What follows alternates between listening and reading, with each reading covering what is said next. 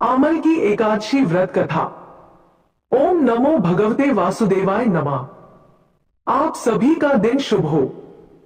आप सभी श्रोताओं पर भगवान श्री हरि विष्णु जी की कृपा सदा सर्वदा बनी रहे। प्रिय श्रोताओं, आज फाल्गुन मास के शुक्ल पक्ष की एकादशी तिथि है और इस एकादशी को आमल की एकादशी के नाम से जाना जाता है। कुछ स्थानों पर इसे रंगभरी एकादशी भी कहते हैं। तो आज मैं आप सभी को सुना रही हूं आमल की एकादशी की बड़ी ही दुर्लभ कथा।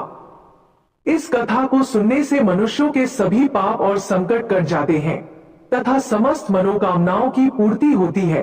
तो आप लोग बड़ी ही श्रद्धा और प्रसन्नचित मन से इन कथा को पूरा अवश्य सुनिएगा। आप सभी से अनुरोध है, कथा सुनने से पहले वीडियो को लाइक करें और कमेंट बॉक्स में ओम नमो भगवते वासुदेवाय नमः लिखकर भगवान के श्री हरि विष्णु जी के चरणों में अपनी हाजिरी अवश्य लगाएं। इंद्रप्रस्थ का राजमहल आज एक अलौकिक आभा से दमक रहा था। ऊंचे स्तंभों पर उकेरी गई कलाकृतियां और रत्नों से जड़ित दीवारें सूर्य की किरणों से टकराकर चारों ओर सप्तरंगी प्रकाश फैला रही थी। महाराज युधिष्ठिर अपने स्वर्ण सिंहासन पर विराजमान थे, किंतु उनके मुख पर गहन जिज्ञासा और भक्ति के भाव थे। अर्जुन, भीम, नकुल और सहदेव भी पास ही बैठे धर्म चर्चा में लीन थे। अचानक राजसभा का वातावरण अत्यंत सुगंधित हो उठा। मंद मंद बहती वायु में चंदन और पारिजात की महक घुल गई। द्वारपालों ने जयघोष किया और देखते ही देखते संपूर्ण सभा एक दिव्य नील वर्ण के प्रकाश से भर गई। साक्षात भगवान श्री कृष्ण, जिनके मस्तक पर मोरपंख शोभायमान था और अधरों पर वही चिर परिचित मंद मुस्कान थी, सभा में पधारे। युधिष्ठिर ने तुरंत सिंहासन से उठकर प्रभु के चरणों में प्रणाम किया। उन्हें आदरपूर्वक आसन पर बैठाने के पश्चात युधिष्ठिर ने हाथ जोड़कर अत्यंत विनम्र स्वर में कहा, हे द्वारिकाधीश, हे भक्त वत्सल, आपके दर्शन मात्र से ही मेरे हृदय के समस्त संशय मिट जाते हैं। भगवान, मैं आपसे उस पुण्यमयी एकादशी के बारे में जानना चाहता हूं जो फाल्गुन मास के शुक्ल पक्ष में आती है। इस एकादशी का क्या नाम है, इसकी विधि क्या है और इसे करने से मनुष्य को किस फल की प्राप्ति होती है? कृपया विस्तार से मेरी जिज्ञासा का समाधान करें। भगवान श्री कृष्ण ने प्रेम पूर्वक युधिष्ठिर की ओर देखा और बोले, हे धर्मराज, आपने संपूर्ण लोक के कल्याण हेतु बहुत ही उत्तम प्रश्न किया है। फाल्गुन मास के शुक्ल पक्ष की इस एकादशी को आमल की एकादशी के नाम से जाना जाता है। इसे रंगभरी एकादशी भी कहते हैं। इस दिन का महत्व इतना अधिक है कि इसके पुण्य से मनुष्य के जन्म जन्मांतर के पाप नष्ट हो जाते हैं। लोक परंपरा में इसे रंगभरी एकादशी इसलिए कहा जाता है क्योंकि इसी पावन तिथि पर भगवान शिव माता पार्वती का गौना कराकर पहली बार अपनी प्रिय नगरी काशी आए थे। उस दिन काशी के भक्तों ने अबीर और गुलाल से अपने आराध्य का स्वागत किया था, इसलिए यह दिन अत्यंत आनंद और उत्सव का प्रतीक है। युधिष्ठिर बोले, हे माधव, शिव पार्वती का वह प्रसंग तो अत्यंत मनोरम है, किंतु आमल की एकादशी और आंवले के वृक्ष का क्या संबंध है? इसके पीछे की पौराणिक कथा क्या है? युधिष्ठिर की बात सुनकर भगवान श्री कृष्ण बोले, हे कुंती पुत्र, यही प्रश्न एक समय में परम प्रतापी राजा मांधाता ने महर्षि वशिष्ठ से किया था। महर्षि वशिष्ठ ने जो कथा सुनाई थी वही मैं तुम्हें सुनाता हूं। प्राचीन काल की बात है, जब संपूर्ण सृष्टि जलमग्न थी और ब्रह्मा जी नए जगत की रचना के लिए तपस्या कर रहे थे। उस समय भगवान विष्णु के मुख से एक ज्योति प्रकट हुई और वह पृथ्वी पर गिरकर एक वृक्ष के रूप में परिवर्तित हो गई। वह वृक्ष था आंवला। जब देवताओं ने इस अद्भुत वृक्ष को देखा तो वे विस्मय में पड़ गए। वे सोचने लगे कि इस निर्जन स्थान पर यह सुंदर और फलदार वृक्ष कहां से आया। तभी एक आकाशवाणी हुई, हे देवताओं, विस्मय न करो, यह साक्षात श्री विष्णु का स्वरूप है। इस वृक्ष के कण कण में देवताओं का वास है। इसकी जड़ में ब्रह्मा, तने में विष्णु और शाखाओं में भगवान शिव का निवास है। इसके पत्तों में ऋषियों और मुनियों का वास है। यह वृक्ष समस्त पापों को हरने वाला और अक्षय पुण्य प्रदान करने वाला है। भगवान श्री कृष्ण बोले, युधिष्ठिर, आंवले के वृक्ष की उत्पत्ति साक्षात नारायण के अंश से हुई है, इसीलिए इस एकादशी पर आंवले का विशेष महत्व है। अब मैं तुम्हें इस व्रत की विधि और इसके महात्म्य से जुड़ी वह प्राचीन कथा सुनाता हूं, जो वैदिस नामक नगर में घटित हुई थी। उस नगर का राजा चैत्ररथ अत्यंत धर्मात्मा और न्यायप्रिय था। उसके राज्य में कोई भी व्यक्ति निर्धन, रोगी या नास्तिक नहीं था।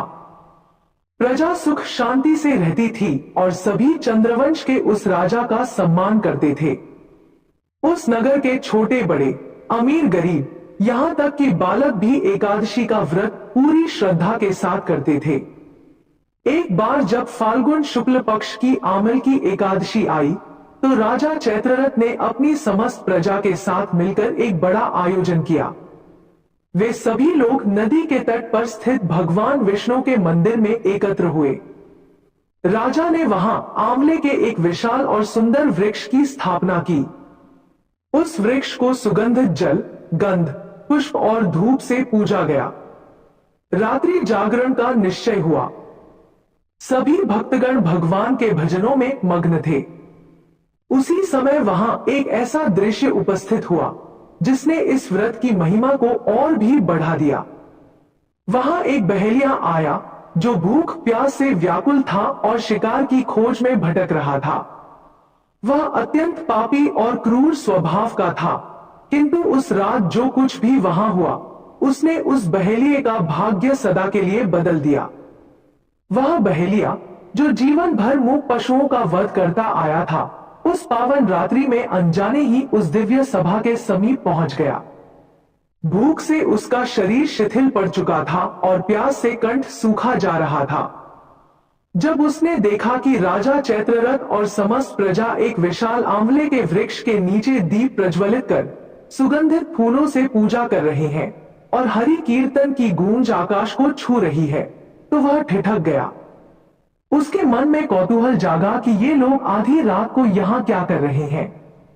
वह चुपचाप एक कोने में बैठ गया और पूरी श्रद्धा न सही, पर जिज्ञासावश भगवान विष्णु की वह अमृतमयी कथा सुनने लगा।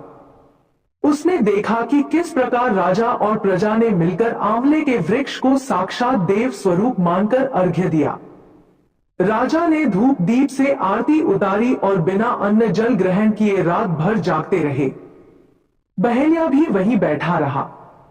उसे पता ही नहीं चला कि कब आधी रात बीत गई और कब भोर की पहली किरण फूट पड़ी। अनजाने में ही सही, उसने आमल की एकादशी का पूर्ण व्रत और रात्रि जागरण कर लिया था। सुबह होते ही जब राजा और प्रजा अपने घरों को लौटे, वह बहेलिया भी अपने घर गया और कुछ समय पश्चात उसकी मृत्यु हो गई।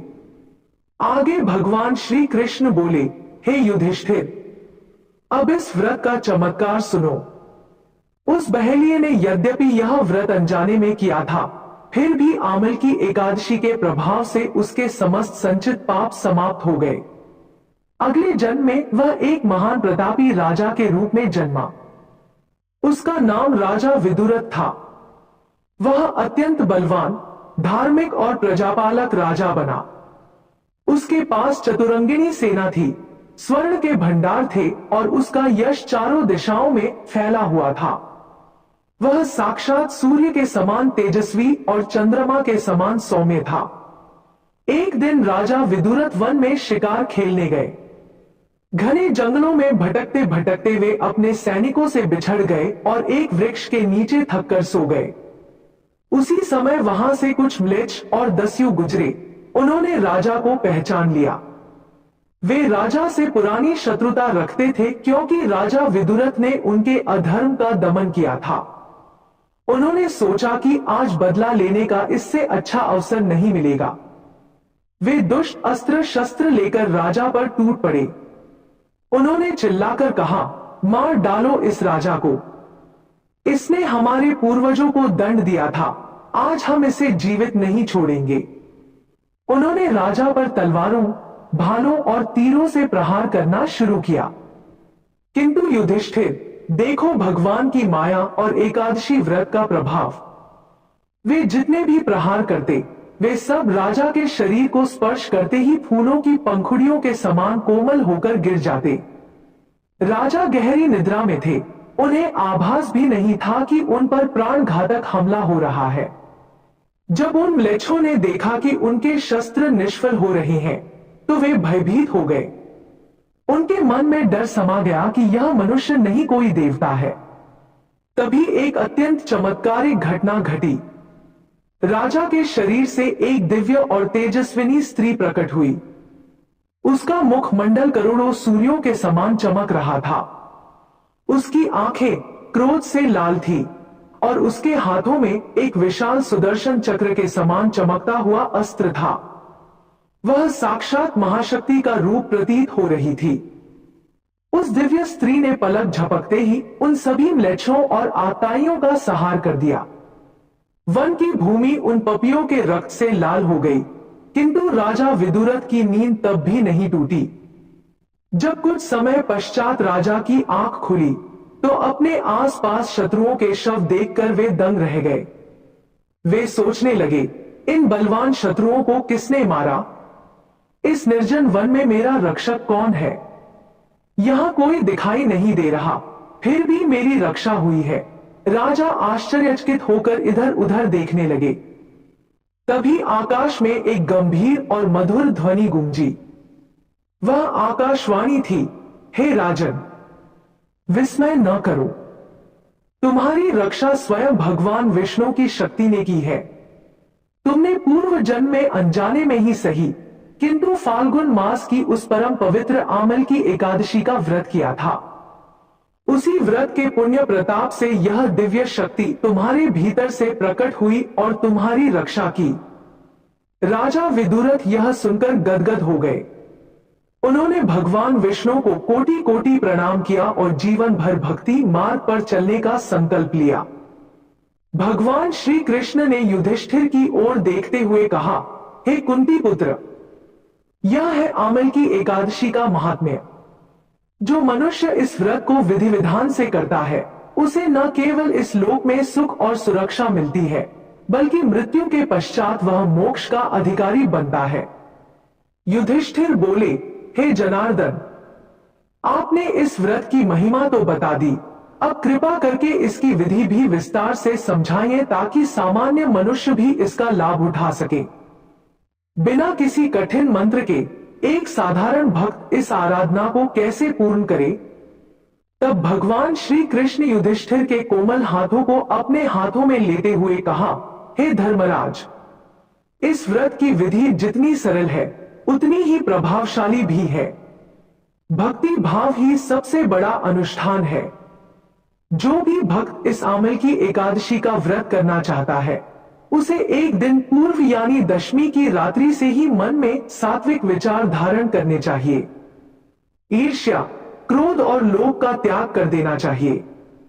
अगले दिन एकादशी की ब्रह्मा मुहूर्त में उठकर किसी पवित्र नदी, सरोवर या संभव न हो तो घर पर ही गंगाजल मिश्रित जल से स्नान करना चाहिए। स्नान के पश्चात स्वच्छ वस्त्र धारण करें और मन ही मन भगवान विष्णु का स्मरण करते हुए व्रत का संकल्प लें। इसके बाद किसी सुंदर और फलदार आंवले के वृक्ष के समीप जाएं। यदि घर के समीप वृक्ष न हो तो गमले में भी उसकी स्थापना की जा सकती है। उस स्थान को लीपकर स्वच्छ करें और वहां एक सुंदर कलश स्थापित करें। कलश के ऊपर पंच पल्लव अर्थात 5 प्रकार के पत्ते रखें और उस पर श्री हरि की मूर्ति या चित्र स्थापित करें। अब उस आंवले के वृक्ष की विधिवत पूजा आरंभ करें।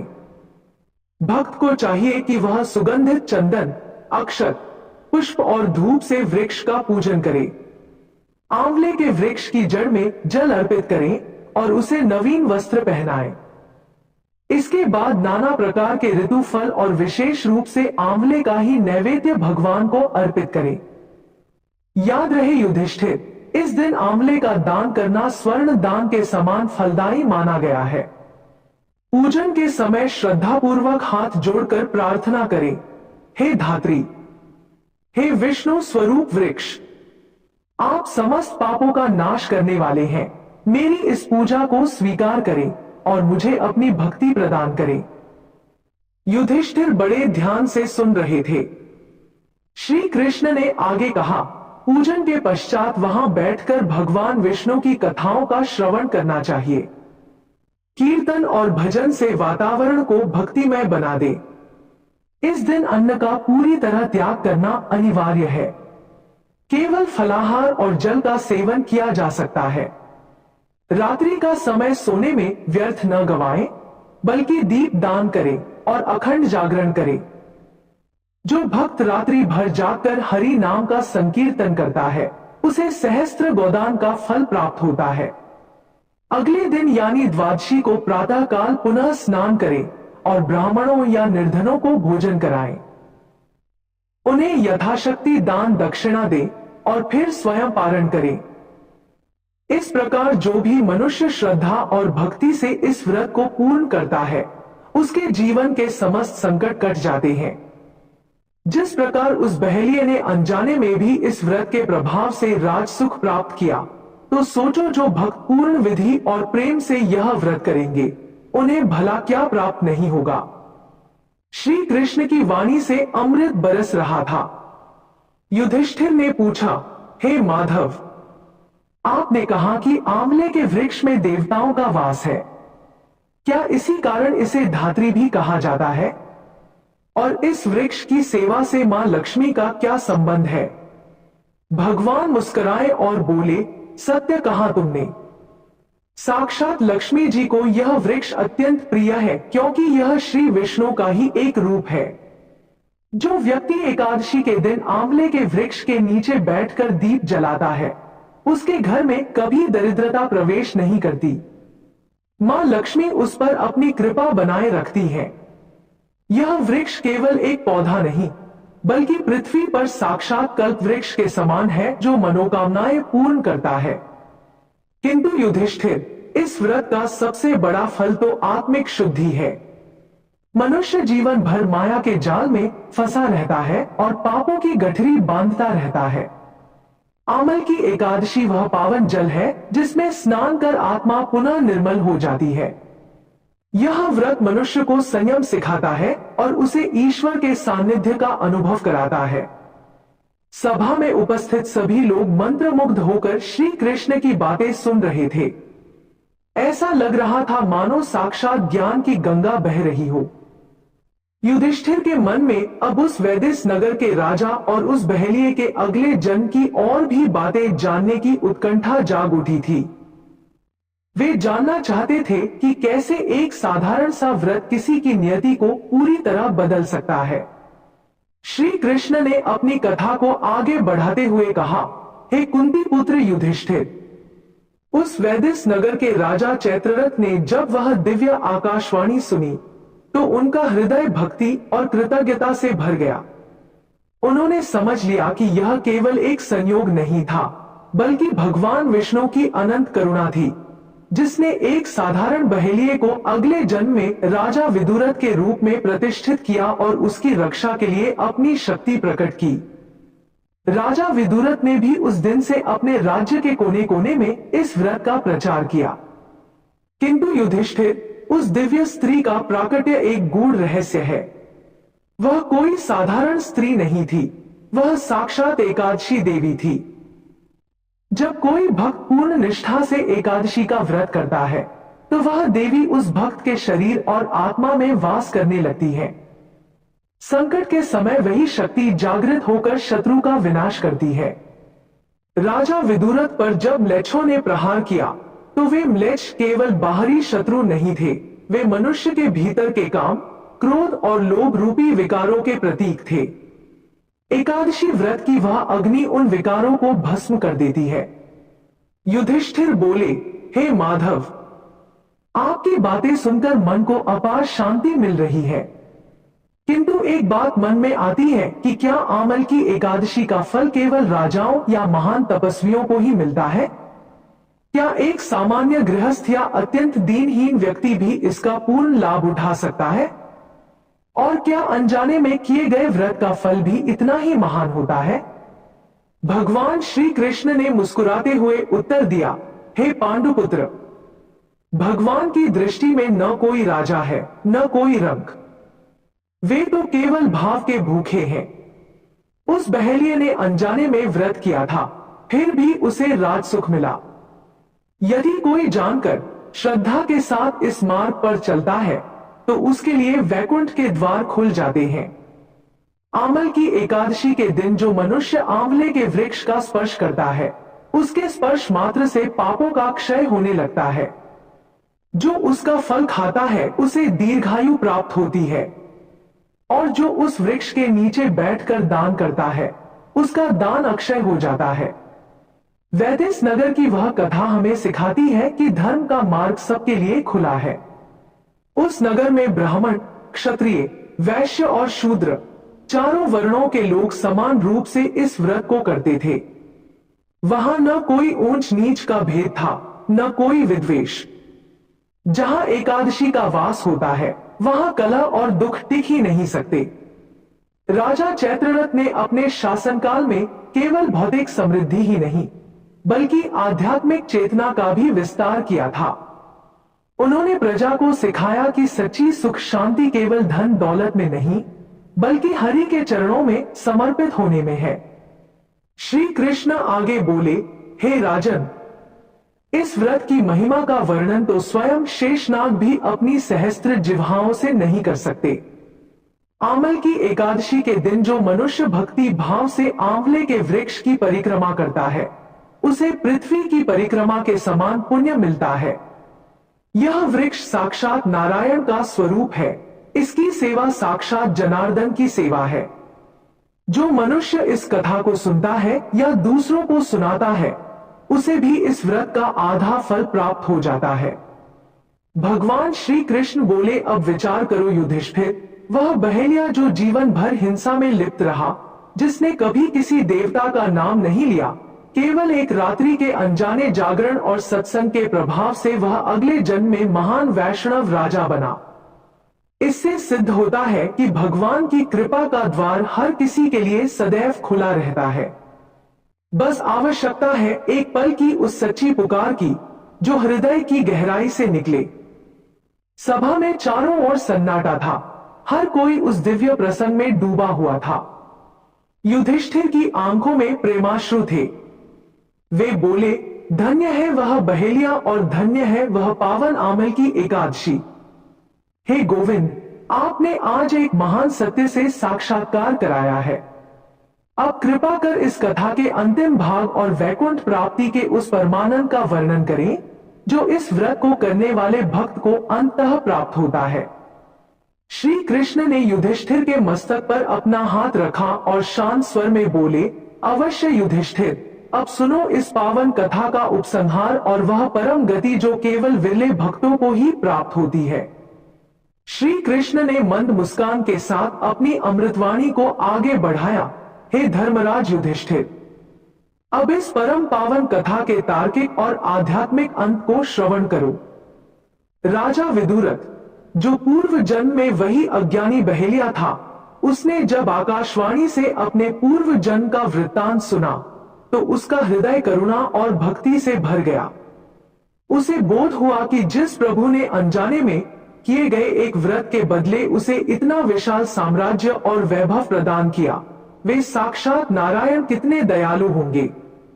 उसने अपना शेष जीवन पूरी तरह से श्री हरि के चरणों में समर्पित कर दिया। राजा विदुरथ ने अपने राज्य के प्रत्येक नागरिक को आमल की एकादशी के महत्व से परिचित कराया। उसके राज्य में अब केवल सुख और संतोष का वास था। समय आने पर जब राजा की आयु पूर्ण हुई तो साक्षात वैकुंठ से दिव्य विमान उन्हें लेने आया। जो बहेलिया कभी हिंसा के मार्ग पर था, वह एकादशी व्रत के प्रताप से दिव्य देह धारण कर भगवान विष्णु के परम धाम को सिधार गया। हे पांडुपुत्र, यही इस व्रत की सबसे बड़ी विशेषता है। यह नीच से नीच व्यक्ति को भी उत्तम गति प्रदान करने में समर्थ है। भगवान श्री कृष्ण ने युधिष्ठिर की आंखों में देखते हुए कहा, हे कुंती नंदन, आमल की एकादशी केवल एक व्रत नहीं बल्कि साक्षात मोक्ष का द्वार है। जो मनुष्य फाल्गुन शुक्ल पक्ष की इस तिथि को आंवले के वृक्ष के नीचे बैठकर श्री हरि का पूजन करता है, उसे समस्त तीर्थों के दर्शन का पुण्य फल प्राप्त होता है। इस दिन का दान अक्षय होता है। इस दिन की गई प्रार्थना कभी निष्फल नहीं जाती। जो भक्त श्रद्धापूर्वक इस कथा का श्रवण करते हैं या दूसरों को सुनाते हैं, उनके पितरी भी तृप्त होकर उन्हें आशीर्वाद देते हैं। हे युधिष्ठिर, संसार में अनेक व्रत और तप हैं, किंतु आमल की एकादशी के समान फल देने वाला कोई दूसरा व्रत नहीं है। यह व्रत मनुष्य के भीतर के अंधकार को मिटाकर उसे ज्ञान के प्रकाश की ओर ले जाता है। जो व्यक्ति काम, क्रोध और लोभ को त्याग कर इस दिन निराहार रहकर प्रभु का स्मरण करता है, वह जन्म मरण के चक्र से सदा के लिए मुक्त हो जाता है। उसे अंत में साक्षात नारायण के दर्शन होते हैं और वह वैकुंठ लोक में आनंद पूर्वक निवास करता है। श्री कृष्ण की कथा समाप्त होते ही पूरा राजमहल एक अलौकिक शांति और दैवीय ऊर्जा से भर गया। युधिष्ठिर ने अत्यंत भावुक होकर प्रभु के चरणों में अपना शीश नवाया और बोले, हे जनार्दन, आपने आज मेरी आत्मा को तृप्त कर दिया। आमल की एकादशी की यह विस्तृत और महिमामय कथा सुनकर मेरा हृदय गदगद है। अब मैं और मेरे सभी भाई समस्त प्रजा के साथ इस पावन व्रत का पालन करेंगे और भगवान विष्णु की कृपा के पात्र बनेंगे। इंद्रप्रस्थ की उस सभा में उपस्थित प्रत्येक व्यक्ति श्री कृष्ण के इस उपदेश से कृतार्थ हो गया। आकाश से पुष्पों की वर्षा होने लगी और देवताओं ने दुंदुभी बजाकर इस पावन संवाद का अभिनंदन किया। श्री कृष्ण ने आशीर्वाद स्वरूप अपना हाथ उठाया और युधिष्ठिर सहित सभी पांडवों को सुख समृद्धि का वरदान दिया। वातावरण में केवल एक ही गूंज थी, जय श्री हरि, जय आमल की एकादशी। प्रिय श्रोताओं, यह कथा हमें सिखाती है कि प्रभु की शरण में आने वाला कोई भी जीव छोटा या बड़ा नहीं होता। सच्ची श्रद्धा और एक दिन का नियम पूर्वक किया गया व्रत भी मनुष्य के भाग्य की रेखाएं बदल सकता है। जो भी भक्त इस पावन आमल की एकादशी का आश्रय लेता है, वह इस लोक में समस्त सुखों को भोगकर अंत में परम पद को प्राप्त करता है।